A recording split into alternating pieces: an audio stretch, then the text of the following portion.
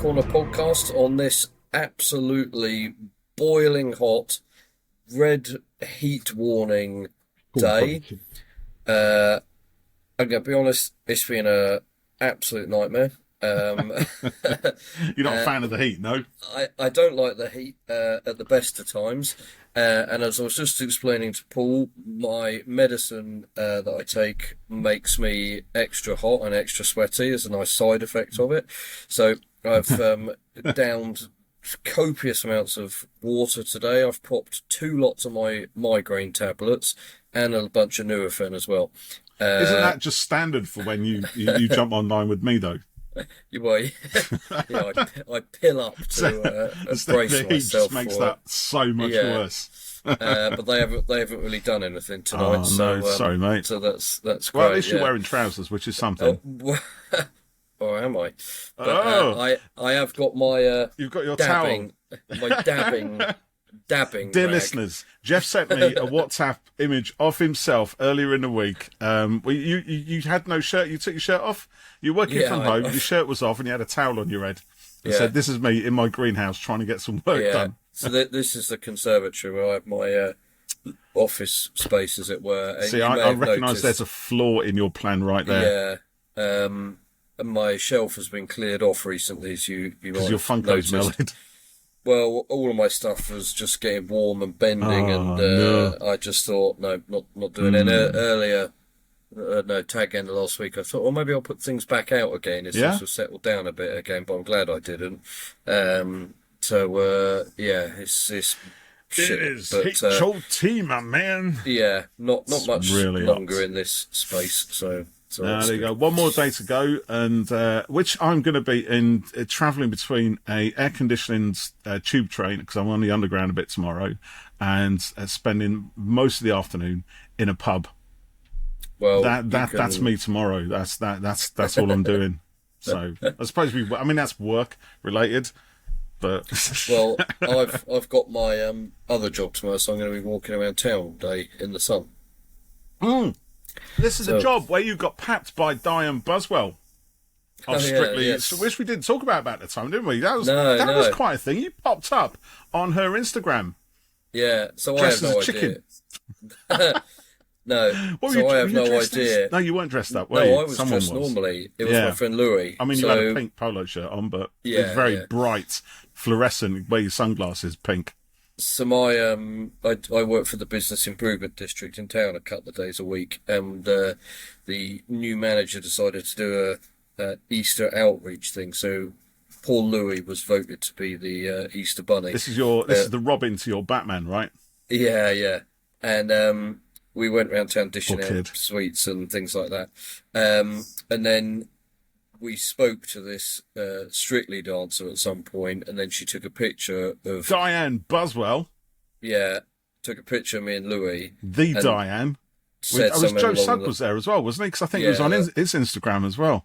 Well, it was it maybe. And she said something like, "What a knobhead! These used to terrify me when I was younger," or something. That's it. Yeah, Geoff used to terrify Diane Buswell. There you go. She's scared of Geoff. And I had about 3 or 4 people message me saying, "Do you know you're on Diane Buswell's Instagram?" And I was like, no idea who that is. But that was quite cool. And if only we'd sort of twigged, we could have got the that was an opportunity right there and then to elevate the thing that you're out there elevating. If you got her on board, she would have, But we didn't. But you didn't recognise that opportunity because you don't watch Strictly. No. Anyways, so what are we up to tonight, Mr. Geoff? We're going to be talking about some actual new Doctor Who. You're kidding! Yes. Circuit Breaker. Look at that. That's awesome. So it feels like it's been a long time coming, but it's here now. Joe Martin's turning the spotlight. Go Joe! At least in print and audio. Yeah. In the Circuit Breaker multimedia. I saw someone on, it's either Twitter or Blue Sky today, say, "What even is Circuit Breaker? What is it? What is it? I don't know. What even is it?" Come on, you know what it is. Well, that's another thing that, you can be in these circles of, fandom or whatever, and still not know. Still not know. You no, know, still exactly. miss something, you know, and not know. So this follows in the footsteps of the not entirely successful Time Lord Victorious and Doomsday events, which were over the last few years. They keep trying, don't they? They're testing, they they're probing, they're trying to find something that's going to work and lift off. And I hope that with this, you know, Joe and the Fugitive kind of, you know, power it enough to sort of be successful narratively, but also the fact that Esme Jackimi Pearson is kind of masterminding everything. We spoke to Esme on the podcast a couple of years ago when her target novel of Churchill Ruby Road came out. She also had her debut novel out, Principle of Moments, which we've both read, I think, haven't we, Paul? Really good. And then she also did an original 15th Doctor and Belinda book as well. And then next year, I think she's got her second part of the Principle of Moments series coming out. Yeah, planned. And her Gutter Witch book as well. And when we spoke to her a couple of years ago, she told us that she'd been working with Chris Chibnall to do a multimedia 13th Doctor event, which COVID knocked on the head. However, so I wonder if Circuit Breaker is what that was going to be, but adapted for Fugitive. So the basic sort of plot of this is UNIT start having these alien artifacts appear, and they realise that they're all sort of connected to incarnations of the Doctor. So was that on the website originally? Then has that already been out on the website? Because there was something on there, wasn't it? The so that first sets it all up. Yeah, so the first part came out today, which is on the UNIT website, and it's just a sort Can of. we look at that? Is that free to view? What is it? UNIT. Funny, yeah. Do UNIT website, and it's basically a short story written by Esme, in which kind of establishes everything. There's quite a fun sort of interactive element to it. You have to input passwords to access parts of the story. Oh, right. And there's like highlighted letters to do it. They got a UNIT baseball hat. Oh, really? Yeah, it's pretty cool. Sorry, I was getting distracted by the promise of a UNIT hat for 20 quid. I might have to get that, actually. Sorry. Where are you looking at that? We should. I typed in UNIT website. It's actually taking me to Doctor Who TV news. So yeah, I got distracted. Hold on, that's not the right one. Sorry, no. This is thrilling for people listening. So thrilling for me, mate. I just found a brand new baseball hat that I don't have, so that's going to be winging its way very soon. So yeah, happy accident, serendipity. That's called. So where is it? It's good. On UNIT. Bloody blah something or other, right? It's doctorwho.tv /unit. Ah, there you go. So I'm kind of in the right place. Unit hyphen HQ. Sign in with your BBC accounts. I can do that. I've got a BBC account because I'm an adult and everything. Here we go. Right, I got it. Here you go. Let's have a little butchers. This has not worked, so this is what I'm getting. I told you, get off. Let me show you, because I've got it. You're got too. It? Why there you I go. Got it? Because you're a numpty, obviously. You can't work websites and things, mate. No, Don't try and do stuff like Calling the Doctor. That's Where's what that? The story's called. Second bit down. Calling the Doctor. Yeah. Oh my giddy aunt, the stuff it's gone wibbly. Oh, that's what you had. Excellent. You could continue browsing for more content on our homepage. Well, that's a lot of fun, isn't it? Well, that was that's good. an excellent start. That was a bit of an anticlimax. Sorry, mate, I blamed you for that. I thought you were just being a web numpty, but it's actually true. No. So it was on there, was it? It was on there because I read it this morning. So basically, it's written as a sort of transcription of voice calls and stuff like that. Yeah. And these artifacts start turning up, and they realise that they are sort of connected to various incarnations of the Doctor. There's a Dalek gun. There's a clockwork droid mask and things like this. Yeah.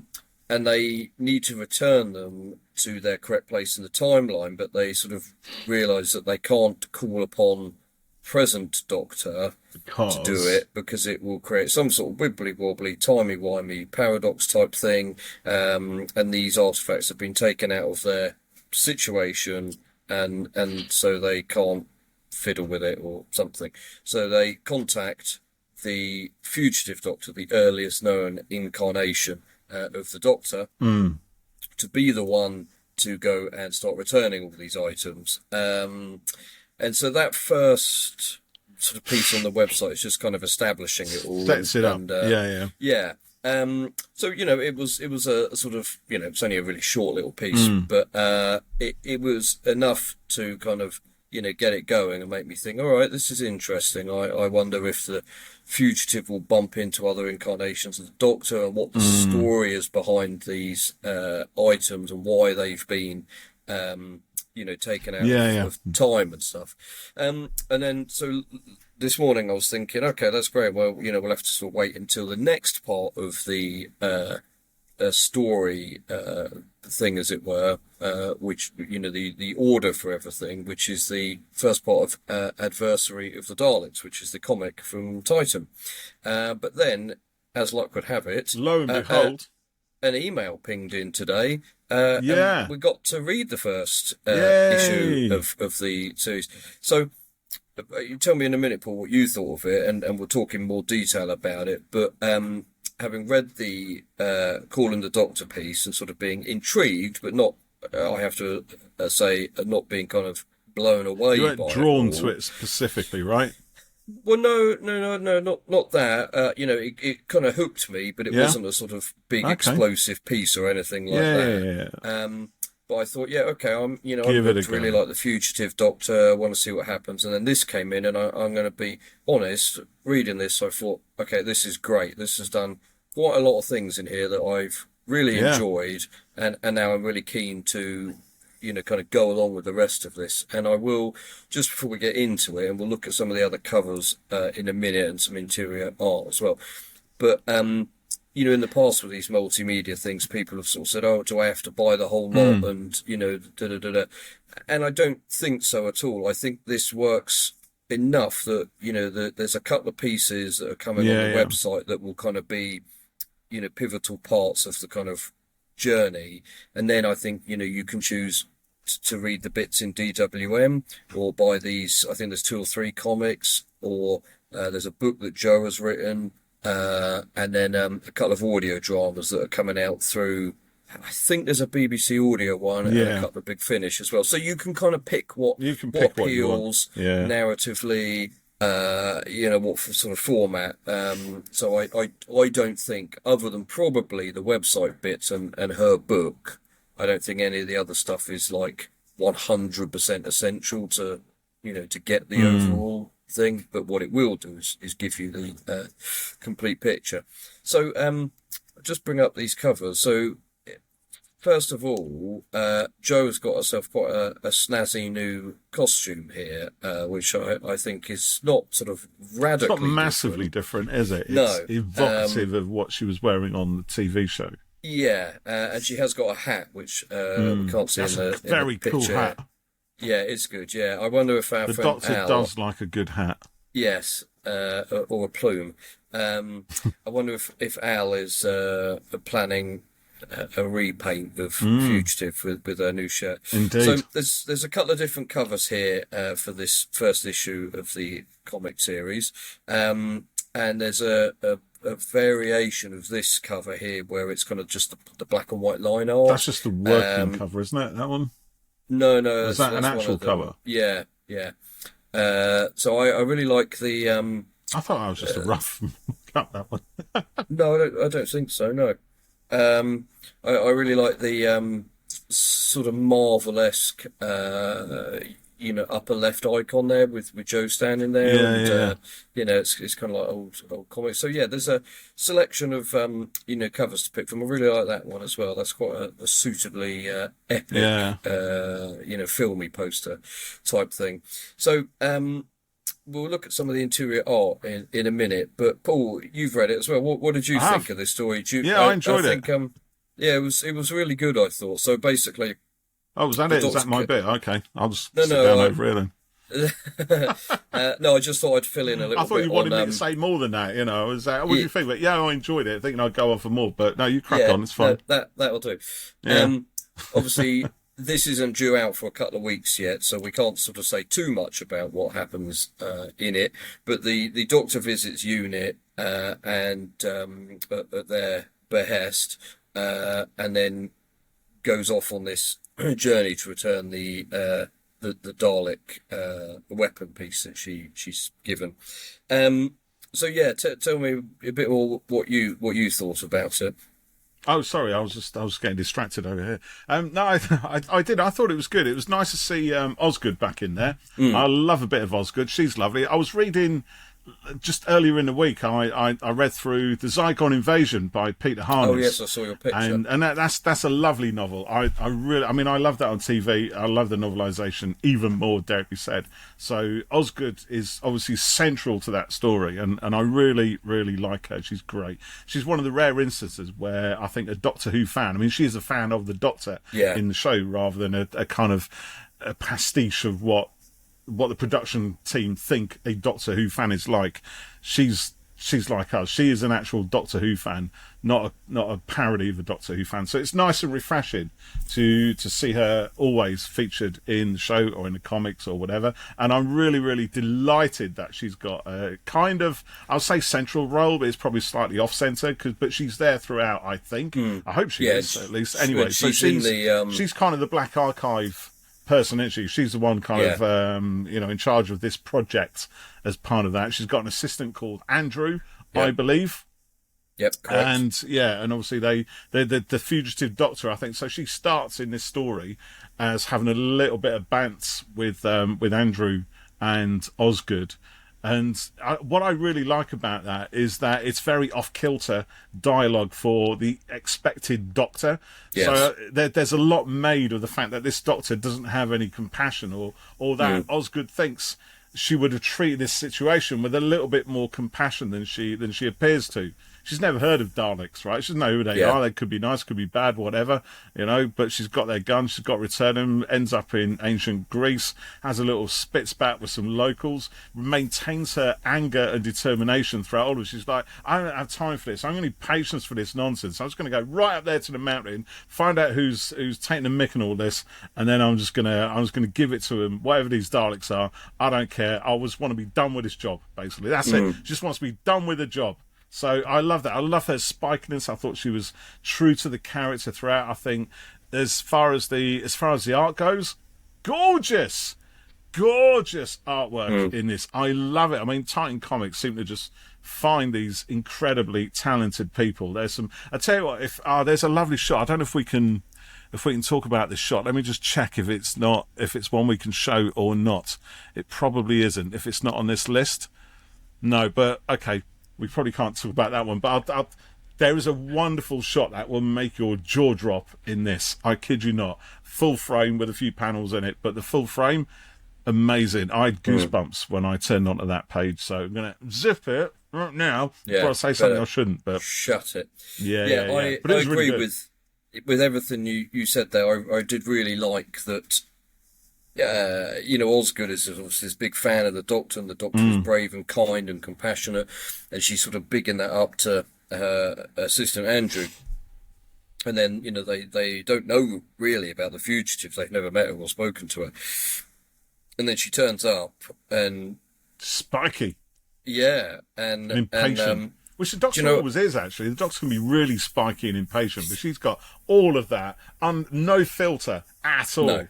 Is she? No. And she's sort of, almost not interested in what they're doing or what they need her for. And I think one of the things I kind of like about Fugitive, not just, the way Joe plays it, but it's quite refreshing and fresh in a way. So like you sort of mentioned, she doesn't know what the Daleks are. And that sort of occurs in one of our Big Finish audios, so there's maybe a little bit of kind of, I've developed the hiccups. Have you got a bit of windy pops there, Geoff? Yeah, I have. There's a bit of windy pops coming up on you now, like. Do you want to take a biscuit for that? Jaffa cakes are the best for windy pops. Rusk. There's a little bit of contradiction there, perhaps, but it doesn't really bother me. Doctor Who's full of contradictions. We've already got 4 Atlantises, 3 Atlantises, whatever. The Doctor not knowing the Daleks, that has no idea what they are, is brilliant. But also the Doctor being, a bit brash, a bit spiky, a bit doesn't care, and which is so different to, sort of general image of the Doctor.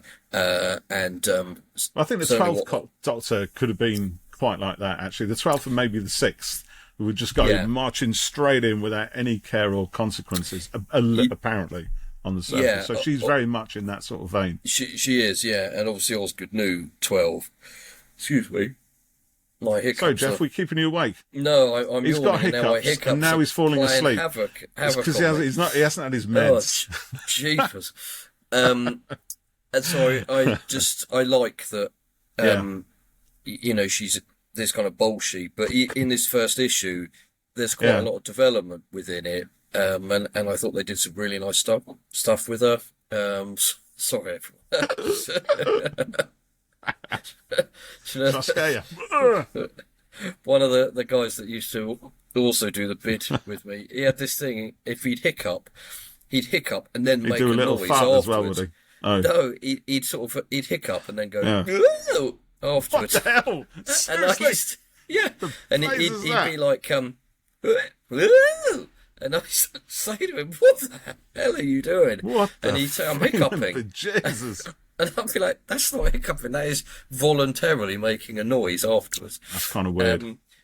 So obviously I don't want to kind of give too much away, but I think there's some really nice stuff done with Fugitive in this issue. Oh, Fugitive. Is that what we call it now? Just Fugitive? Yeah. Not the Doctor? Not the Doctor. Just Fugitive. Fugitive, yeah. That's a proper noun now, is it? It's okay.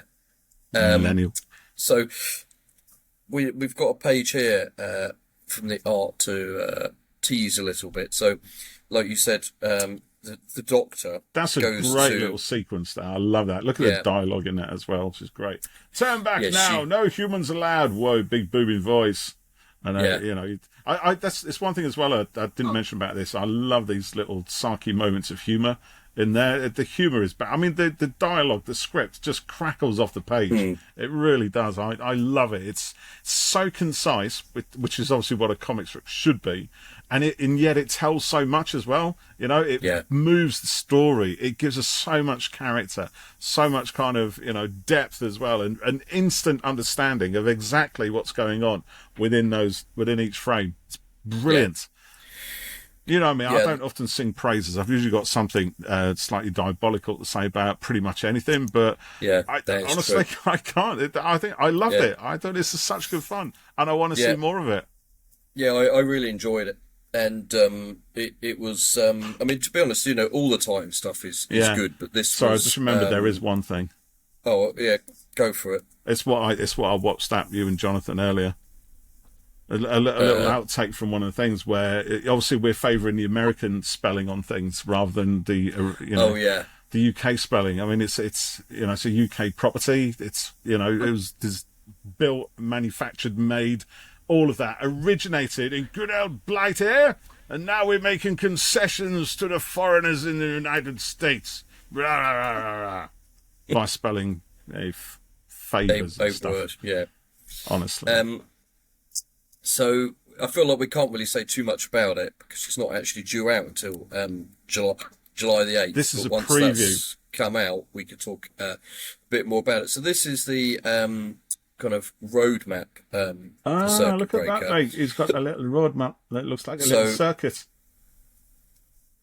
He does, yeah. And amazing. There was something in the comic that we can't talk about in detail, but I hadn't expected. I think it will pay off a lot more down the line. I'll tell you afterwards. Did I miss that? They're telling me afterwards then? No, you shouldn't have done. It was only a small bit, but yeah. So the next story is the Honourable Society, which is in DWM. Then there's the Deadliest Weapon, which is an audio at the end of July, and that one looks like a mind worm, I think. Where are we at? Show me. What's it called? Which one are you talking about now? Which one? Which one? What? Which one? Was it the Deadliest Weapon? Did you say? Yes. The mind worm thing. Yeah. Right. Wow. There's quite a lot of stories in this, then, isn't there? Yeah, Actually. but not as many as in the past, I don't think. And then so Oh, look, right. you've got Dawn of the Daleks, which is another Yeah. comic. Then there's a Castling game. I don't know what that is, but that will be free to play. Then there's a Yeah. Don't Blink Book magazine. story, which is on the website, Yeah. and is written by Esme. The Doctor and the Three Oh, Witches. yeah. It says it's a book, but it appears to be a new part of Time Lord Fairy Tales. Oh, okay. I'm not quite sure. And then there's another game, which looks to be Clockwork Droids. Memento Mori. And then there's a Blu-ray coming out, which I think is just for various episodes and things like that. I don't think it's got anything kind of new on it, Black other than maybe some Archive interviews. Files. And then there's another book, which is the one in September, which I think is the one that Joe has written. And then Is that a silence on there? looks like it, yeah. Doesn't it? Yeah. And then there's two audios that finish everything Yeah. everything up. Interesting. So yeah, it's good. I really am looking forward to the rest of this and to cover it as we go through. But when viewers, when you've read it and things, let let us us know know what you think of it, and we'll certainly be covering that as Yeah. we go, and hopefully might be able to, dive a bit deeper into it if things align and we get to do that. What So are you we shall talking see. Interview people. You Oh, okay. honker. Yeah. Sorry, it's understanding you through the windy pops. So I believe we've got a voice note that we can Yeah, play. we do. Yeah, let's play this then. Here we Jeez. go. Stop. Is it playing? It's not playing yet. No. Let's try again. Hi, Geoff. Hi, Whoa, Paul. there we I go. should be sleeping, but my Oh. racing mind made me decide to record this voice memo. So, a few episodes ago, you were talking about recommendations for maybe watching other shows and so forth. And one I want to hit you with is called Foundations. It's based on a series of Isaac Asimov books. It's currently airing on Apple Plus. The first season, if you make it to the finale, I think you'll see that it's something special. You'll definitely see that in the second season. I'd also suggest checking out a series called Paradise on Hulu. It's basically about a Secret Service agent who protects the president, and I'm sneakily hiding a lot of stuff behind that. If you like a good drama and a bit of mystery, watch it, and it will go further than you would expect in that. Also, you may have fans recommend a pilot of a series for you to watch, and then you guys can give your reviews on it and decide if you want to continue that series and talk about it as a segment on Who Corner to Corner. I also have another idea about a series that was out a few years ago. It is kind of intense and charged, and it takes place in 1950s Illinois and the South. But I'll see how you feel about these things first. Have a Yeah. good one. You too, No, Lee. thank Thank you, you very Lee. much for that. Yeah, I mean, Foundation, just going on to that one. Yeah, big Foundation fan right here, by the way. Oh, that's Caves of Steel, but it's all kind of linked. Like, literally, the whole Foundation thing, I have this. And You've mentioned it before, haven't you? Yeah, I totally concur with Lee. It is an amazing TV series. For if you like sci-fi or not, the drama is incredible. I mean, they've taken these books and literally just done something incredible with them. This book, which I love. I mean, I found the original Foundation. I mean, I read it when I was, I don't know, sort of 15, 14, something like that, and I've read it a few times since. But I tried to read it again. I can't really get on with it because it's mostly just people talking in a room. It's it's good. It does draw you in. It pulls you in, but it's nowhere near as grand and epic as they've managed to do on TV. I genuinely think the TV show has taken Asimov's ideas and just thrown them into space with an incredible set of toys to play with. It's just, I mean, it's true to the books, and yet it expands on the books and it pulls in stuff from his other stuff, his other work as well. Like, these things, the robot series and what have you. Robots. Asimov did this big thing where he wrote loads and loads of robot novels. Then short stories rather, and he wrote Foundation short stories and then continued to write them. And then at some point in his life, he thought, I'm going to join these two things together. So I'm going to make them all happen in the same universe, but robots, and then followed by Foundation, or followed by Empire, then Foundation, because you also write a load of stuff about the Earth Empire as well. They weren't connected, and then he started connecting them, which meant he wrote a whole load of other books and short stories as well. And the TV series just pulls stuff out of all of those, almost at random, and just gives it that kind of weight and everything, and it is blindingly good. So yeah, definitely, I would absolutely recommend Foundation. If we ever talk about that, then be interested to see what you make of it.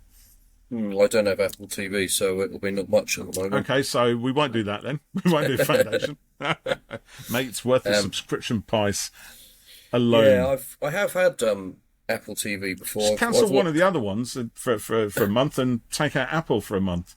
Yeah, that's what I do. I'll rotate them.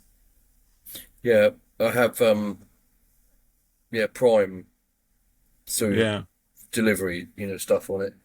And Netflix. Keeping you up, mate.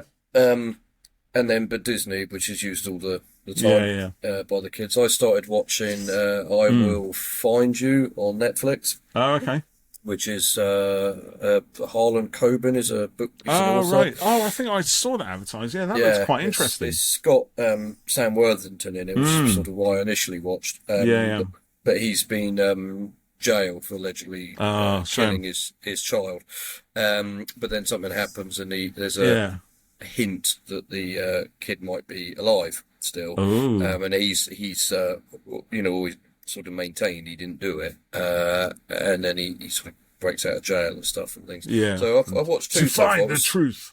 Yeah, it was good. Sort of fairly, nothing groundbreaking, but it was good.